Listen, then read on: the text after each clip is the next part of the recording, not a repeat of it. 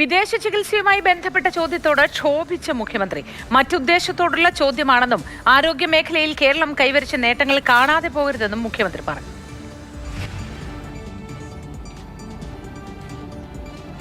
ചികിത്സക്ക് പോകുന്നത് ചികിത്സയുമായി ബന്ധപ്പെട്ട പ്രത്യേക കാര്യങ്ങൾക്കാണ്.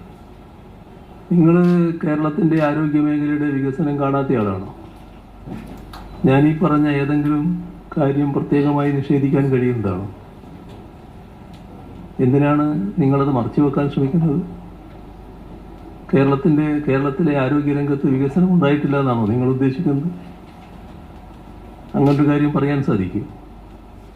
നമ്മുടെ കൺമുന്നിൽ കാണുന്ന മാറ്റങ്ങളല്ലേ, കൺമുന്നിൽ വന്ന ദൃശ്യങ്ങളല്ലേ ഇതൊക്കെ.